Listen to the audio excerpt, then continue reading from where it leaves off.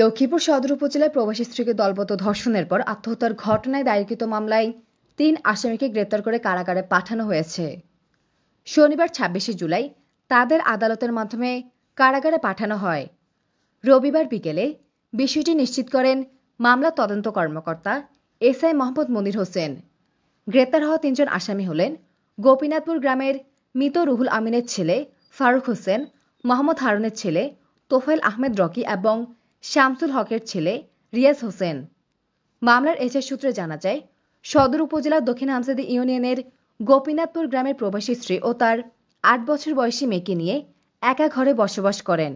ওই গৃহবধূ রাস্তাঘাটে চলাচলের সময় অভিযুক্ত ফারুক, রকি ও রিয়াজ তাকে বিভিন্নভাবে উত্ত্যক্ত করতেন। গত ২৩শে জুলাই বুধবার সকালে তার মেয়ে বাড়ির পার্শ্ববর্তী নুরানি মাদ্রাসায় পড়তে যায়। তখন ওই গৃহবধূ ঘরে একা ছিলেন। এই সুযোগে দুপুরের দিকে